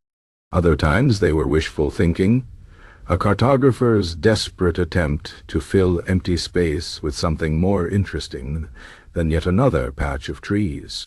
And then there were the times, Ethelred reflected, when they were simply the result of a long night, poor lighting, and an overactive imagination. The most infamous of these fabricated hamlets was the village of Yniderwending, which first appeared on Ethelred's comprehensive survey of the western marches as a small cluster of houses nestled in a valley, complete with a cheerful notation about its annual turnip festival. The problem, as several frustrated travelers later discovered, was that the valley in question was occupied exclusively by rocks, a disgruntled badger, and absolutely no turnips. When confronted about the discrepancy, Ethelred stroked his beard thoughtfully and declared, "Ah, yes, nether wending. Terrible tragedy. Swept away in the great landslide of... Swept away in the great landslide of...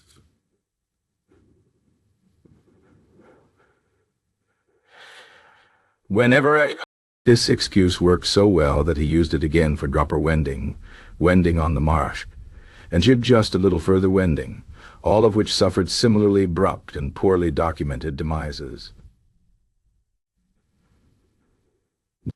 Not all phantom towns were accidental. Some were carefully plotted deceptions. Take, for example, the bustling trade post of a merchant's resti, conveniently located at a crossroads where no crossroads actually existed. Ethelred had added it at the request of a certain innkeeper named Hubert, who paid handsomely to have his establishment marked as the last civilized stop before the perilous wilderness. Hubert's inn was, in reality, a half-day's ride from the purported location, but business boomed anyway. Travelers, upon failing to find a merchant's resti where the map promised, simply assumed they had misread the distances and gratefully took shelter at the first inn they did find, which, by sheer coincidence, was always Hubert's. Then there was saying sand. Elmoshavening, a coastal town Ethelred had drawn on a commission for a group of monks who wanted to attract pilgrims to their remote cliffside monastery. The map showed a thriving port, a grand cathedral, and several hospitable taverns. Pilgrims who made the journey found only the monastery, the cliffs, and a single displeased seagull. The monks, unperturbed, assured visitors that the rest of the town had been taken by the sea in a miraculous event, and charged extra for viewing the holy ruins, which were just some rocks near the water. Of course, Ethelred wasn't the only cartographer guilty of such fabrications. The practice was widespread, a poorly kept secret among mapmakers who needed to make their work look thorough without actually traveling to every backwater in the realm. Some phantom towns were even copied from one map to another, gaining a false sense of legitimacy with each iteration. Blackbarrow, a village that appeared on at least a dozen maps of the northern shires, was eventually discovered to be nothing more than a scribal error, a misheard name for a farmer's field. Yet there it remained, immortalized in ink, welcoming travelers who would never find it. The situation reached its peak absurdity when the king's tax collectors, armed with the latest royal surveys, began demanding payments from settlements that existed only in the margins of Ethelred's imagination. The village of Offething Hollow was assessed a hefty levy, despite the fact that the land it allegedly occupied was an empty moor. The local farmers, upon being informed of their sudden civic responsibility, stared blankly at the collectors before one particularly quick-witted shepherd declared, "Ah, you must mean New Farthing Hollow. That's further north. Keep walking. You can't miss it." The collectors, to no one's surprise, never found it. Ethelred, when questioned about the matter, adopted his most innocent expression. "If so many maps agree a town exists, who are we to argue? Perhaps the land itself is in error." And so the phantom towns endured, drifting through the cartographic record like ghosts. Some were eventually erased, deemed too embarrassing to maintain. Others lingered for centuries, stubbornly resisting reality. A few, against all odds, were willed into existence when eager settlers, trusting the maps, built homes where the villages ought to have been. As for Ethelred, he took a strange pride in his fabricated geography. In his later years, he even began visiting the sites of his imaginary towns, standing in empty fields and abandoned clearings, imagining the bustling communities that might have been. Once, While pausing in the shadow of a particularly lonesome hill, he swore he heard laughter, the faint, merry sounds of a town that wasn't there. With a satisfied nod, he marked the spot on his next map. Perils nether vending, spiritual presence only. But that, dear listener, is a tale for another time. Chapter 16. The Case of the Vanishing Island. Of all the geographical fictions Ethelred the Unnavigable had committed to Parchment, none attained the legendary status, or caused as much maritime chaos as the curious case of St. Brendan's miraculous isle. It began as a simple mistake.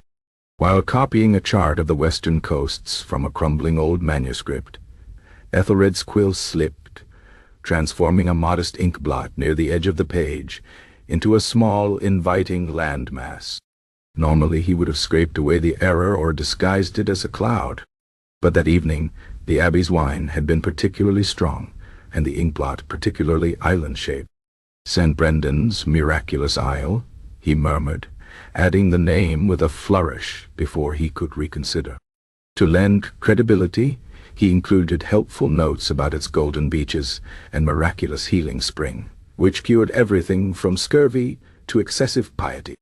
By morning, the addition seemed so natural, he forgot he'd invented it entirely. The island's legend grew faster than coastal erosion. Fishermen swore they'd glimpsed it through the mist. A merchant vessel claimed to have taken shelter there during a storm, describing lush forests that didn't exist. Most convincingly, an elderly monk named Brother Said, who'd never sailed further than the Abbey fish pond, wrote an entire treatise on its spiritual significance, citing eyewitness accounts he'd supposedly collected. The final touch came when Ethelred, pressed for details by the king's own navigators, casually mentioned the island was sometimes there and sometimes not, explaining this as tides of a celestial nature. Within a year, half the kingdom's ships were searching for it. The other half claimed to have found it. Captain Reynard of the Ye Golden Hinding spent 3 seasons, and most of his fortune chasing rumors of the isle before realizing every sighting placed it just beyond wherever he currently sailed. "It moves," he declared, which the sailors' taverns quickly amended to it. "It's enchanted." The situation reached its zenith when 2 naval ships nearly came to blows over conflicting sightings. The Edawn Chaser logged its coordinates at midday, only for the Evening Star to swear it lay 30 leagues west by sunset. Both captains accused the other of drunken navigation, until someone suggested a more palatable explanation. Perhaps the island moved of its own volition. Ethelred, now enjoying his accidental creation's notoriety, stoked the mystery with increasingly elaborate details. His updated charts noted the isle was visible only to the pure of heart on alternate Tuesdays. Pilgrims began sailing in circles, hoping for a glimpse.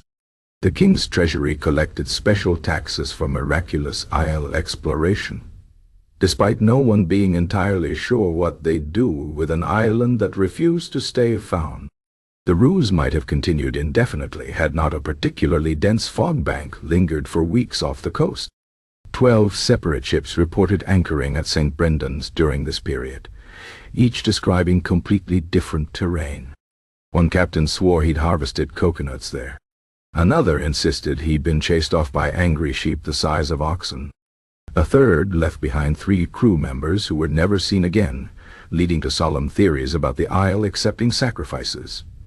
When the fog finally cleared, revealing nothing but empty ocean where everyone had been certain land lay, the truth became unavoidable. St. Brendan's miraculous isle was as substantial as the promises of sailors in port. The backlash was immediate. The king's navigator publicly burned Ethelred's charts. Pilgrims demanded refunds for their voyages. Brother Said quietly retired to a hermitage, though not before publishing a follow-up treatise suggesting the island had ascended to heaven intact. Yet the legend refused to die.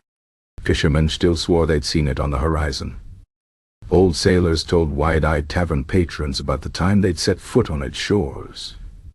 Ethelred himself received occasional letters from desperate captains begging for the real coordinates, which he answered with increasingly creative directions involving moon phases and properly calibrated humility. Years later, when a dying Ethelred was asked if he regretted the deception, he smiled faintly. What deception? Some truths simply drift. His last map, unfinished on his desk, showed the isle halfway between its original location and the margin, caught, like all good myths, between fact and fancy. And to this day, when the mist rolls thick across those waters, you'll find sailors peering into the gray, still hoping to spot those golden shores. But that, dear listener, is a tale for another time. Chapter 17. The Guild of Misdirection. Ethelred the Unnavigable had always assumed he was alone in his cartographic eccentricities, a solitary genius, or lunatic, charting his own peculiar course through the world of geography. That was before the night the invitation arrived, slipped under his door in a cloud of suspiciously aromatic smoke. The parchment was unusual even by Ethelred's standards. The ink changed color depending on how the light hit it.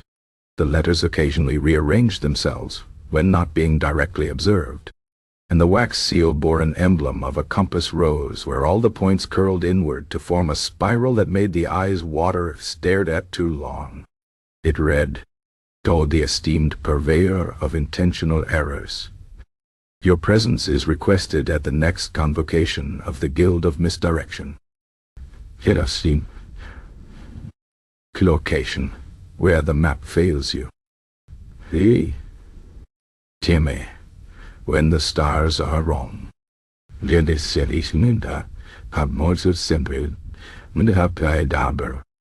Password. I meant to do that. Issabi, Parchment Sam. Is it Jan his mail? Oh, be never die. Ethelred might have dismissed it as a prank, were it not for the fact that the moment he finished reading, the parchment burst into harmless blue flames and left behind only the smell of smugness. The meeting place proved surprisingly easy to find once Ethelred stopped trying to find it. After 3 nights of following his worst instincts, taking every wrong turn available, and accidentally wandering into a wedding party where he was briefly mistaken for the groom's eccentric uncle, he found himself standing before an unmarked door in an alley that hadn't existed on any of his maps. The password earned him entry into a dimly lit chamber where 12 figures in deep hooded robes stood around a table strewn with the most glorious inaccuracies Ethelred had ever seen. There was a map where all the rivers flowed in concentric circles. Another depicted an entire mountain range shaped like a quill pen. A third showed a coastline that, according to the notation, retreated modestly during high tide.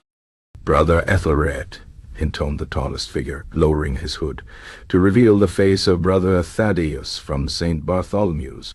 "Welcome to our humble fellowship of purposeful imperfection." The Guild of Misdirection, as it turned out, was an ancient and secretive order of cartographers who believed that maps should inspire rather than instruct, challenge rather than comfort. Their founding principles, as inscribed on a badly transcribed scroll, included such gems as K.A. Map 2, accurate breeds complacency. Pi, show the path when you can show 12 possible paths, none correct. If they wanted reality, they should go outside. Their methods were unorthodox. Some members worked hallucinogenic mushrooms into their ink.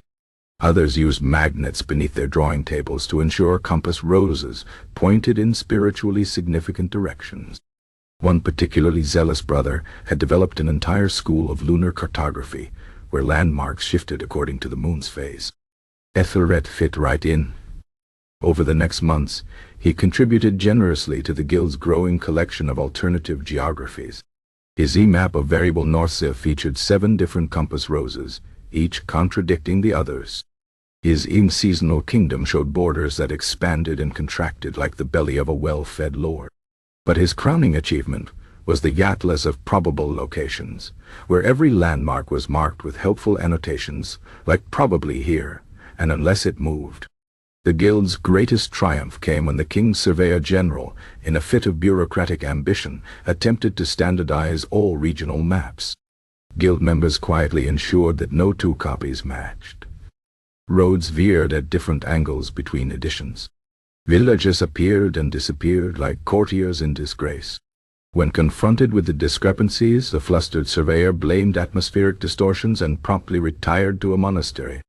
Of course, maintaining such beautiful chaos required dedication. Monthly meetings often devolved into spirited debates.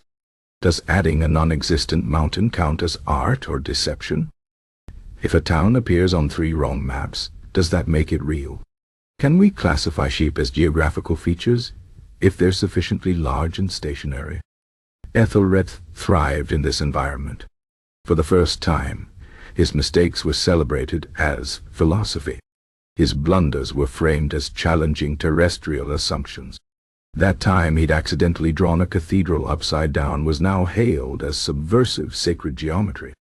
The only rule was never admitting the guild existed. When particularly angry nobles demanded to know who kept moving their borders, members would shrug and blame magnetic anomalies or the inscrutable will of badgers. If pressed further, they'd produce a deliberately confusing map that answered nothing but left the questioner too bewildered to continue.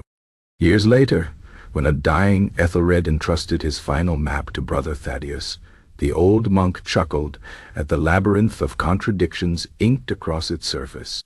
"You've outdone yourself, brother. This one doesn't even agree with itself." Ethelred's last words were barely audible. "I meant to do that." To this day, if you find yourself lost despite following the map perfectly, take comfort. You may have stumbled upon guild work. And if you listen closely to the rustling parchment, you might just hear the faint sound of cartographers laughing. But that, dear listener, is a tale for another time. Chapter 18. From Quill to Quicksand. Ethelred the Unnavigable had spent most of his career comfortably misrepresenting landscapes from the safety of his scriptorium. But when the Duke of Westmarch demanded an on-site survey of his disputed borderlands, Ethelred found himself thrust into the one environment he'd spent a lifetime avoiding, the actual outdoors. The expedition began with ominous portents. His borrowed mule took one look at him and attempted to flee backward. The weatherproof parchment dissolved into pulp during the first drizzle, and the compass provided by the Duke's steward, a beautiful brass instrument that likely cost more than Ethelred earned in a year, immediately spun in frantic circles whenever he tried to use it. His guide, a grizzled huntsman named Oswin, watched these struggles with the weary patience of a man who'd been ordered to babysit nobility's eccentric uncle. "You do know," Oswin remarked as Ethelred attempted to take measurements with a ruler that kept folding in on itself. "Most mapmakers start by looking at the land." "Ah, but appearances can be deceiving," Ethelred countered, squinting at a suspiciously shaped cloud. "What if the land is having an off day?" The first real disaster struck near Blackmire Bog. Oswin had specifically warned against cutting through the soft-looking patch of ground, advice Ethelred disregarded on the grounds that his map showed a perfectly serviceable road there. 2 sinking steps later, he found himself waist-deep in peat slurry, clutching his precious inkpot like a drowning man clinging to salvation. "Aha!" Ethelred exclaimed as Oswin hauled him out by his belt. This explains why the last surveyor marked this region as uncooperative. He made a show of adding the bog to his map, though in his waterlogged state, the depiction more closely resembled an amorphous blob with teeth. Bandits struck on the 3rd evening. Or at least, Ethelred assumed they were bandits. The group of surly men emerging from the tree line could have been disgruntled farmers, or particularly territorial mushroom collectors. Whatever their profession, they took one look at Ethelred's elaborate surveying tools and declared them taxable luxuries. In what would become his signature field tactic, Ethelred distracted them with cartographic misdirection. "Before you rob us," he said, unfurling his half-finished map with a flourish, "you should know this area is marked as plagued by demonic visions on the royal charts." He pointed to a hastily sketched figure in the margin. "See? Official warning and everything." The would-be thieves leaned in. The drawing did indeed show a horned creature with the label "Here Be," something unpleasant probably. Whether through superstition or confusion, the men retreated. Oswin stared at Ethelred with newfound respect. That wasn't on the map this morning, wasn't it? Ethelred smiled innocently. Must be the angle. As the days wore on, the expedition's original purpose, accurately mapping the disputed border, became increasingly secondary to basic survival. Ethelred's notes grew more creative with each hardship. Western slope unusually steep, possibly getting steeper as we watch. Extreme marked here actually 2 miles south, and, according to local boy, haunted by grumpy otter. Large oak tree appears to be following us. The final indignity came when they stumbled upon what Ethelred's records claimed was Fort Crescent, a minor garrison. Instead, they found an overgrown foundation and one extremely elderly goat. Ah, Ethelred said, consulting decade-old documents. It seems the fort may have wandered off. Oswin sighed. Or maybe the map's wrong. Nonsense. Maps are never wrong. They just age differently than the land does. When they finally returned to Westmarch Keep, Ethelred presented his survey with the confidence of a man who'd braved untold dangers. The Duke unrolled the parchment to reveal a masterpiece of defensive cartography. Every strategic hill slightly exaggerated, every militarily useful road carefully emphasized, and the disputed borderlands rendered so confusingly that both sides would need years to untangle the implication. Most importantly, Blackmire Bog had been transformed into an impassable wasteland labeled Kai the Duke's Moat, natural defense against invaders. The Duke, no stranger to political maneuvering, immediately recognized the work of a fellow artist. "It's perfect," he declared. "No one will ever want to fight over this godforsaken stretch of land again." As for Ethelred, he returned to his scriptorium with 2 unshakable convictions. First, that fieldwork was best left to people who enjoyed mud and danger. Second, that if he ever had to venture outdoors again, he'd bring more ink and a less judgmental mule. But that, dear listener, is a tale for another time. Chapter 19. The Last Laugh of the Cartographer. Ethelred the Unnavigable had tolerated many professional indignities, nobles questioning his methods, merchants accusing him of sorcery. An entire generation of pilgrims convinced his maps were divinely inspired puzzles. But when he spotted his own atlas of variable norths being copied verbatim by that hack cartographer Reginald of Ipswich at the spring fair, his patience reached its limits. The offense wasn't merely the theft. It was the laziness of it. Reginald hadn't even bothered to alter Ethelred's distinctive wandering compass roses or edit up the helpful notation near the Blackmire Bog that read, "Eerily lay dragons," or possibly just very aggressive geese. The plagiarism was so blatant that several of Ethelred's ink smudges had been faithfully reproduced as artistic shapes. That night, in the smoky back room of the Wyliekie Quilling Tavern, Ethelred convened an emergency meeting of the Guild of Misdirection. 12 tankards of ale and 1 impassioned speech about cartographic integrity later, the Guild resolved to fight fire with chaos.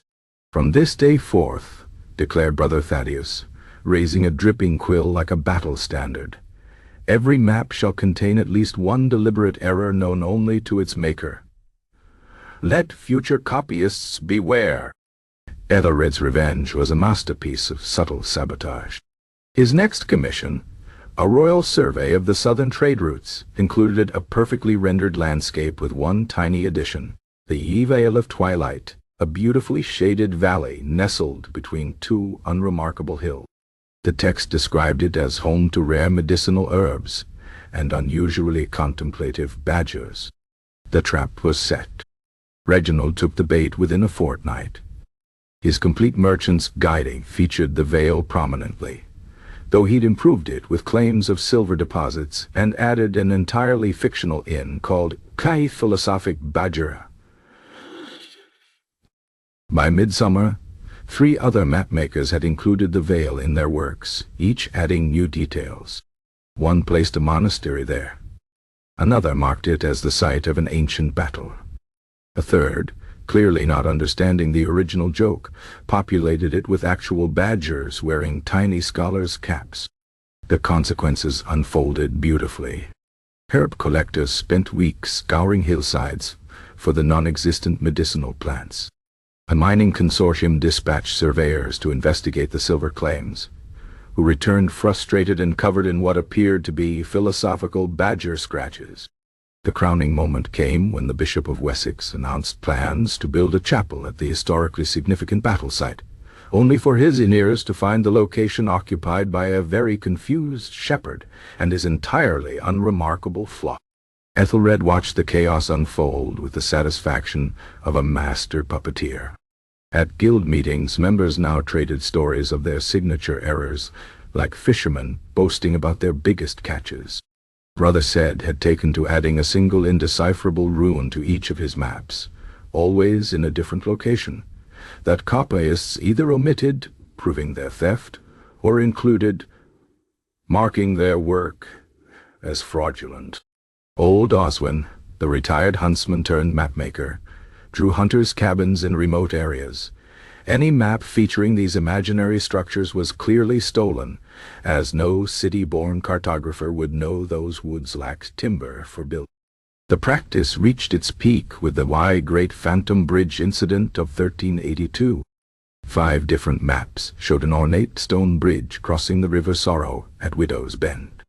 Pilgrims, merchants, and even a royal progress detoured to use this marvel of engineering, only to find the river completely unbridged.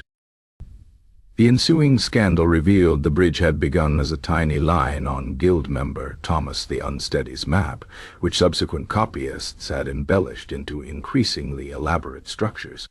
Thomas's original notation, "Someone should really build a bridge, Herrer," had transformed through successive copies into grand archway of King Aldrich, complete with dimensions and construction dates.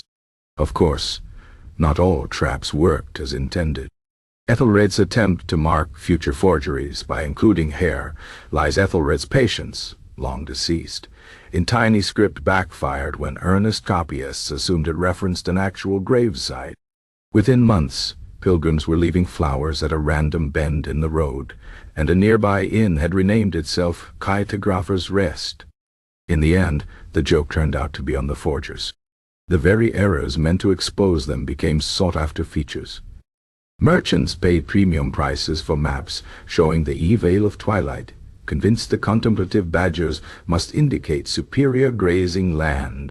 The Philosophic Badger Inn became so popular that an enterprising tavern keeper actually built one 3 valleys over, complete with badger-themed ale.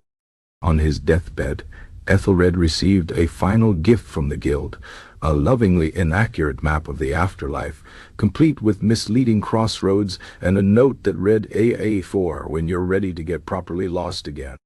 His laughter, like his cartographic legacy, echoed long after he was gone. But that, dear listener, is a tale for another time. Chapter 20. Legacy of the Lost.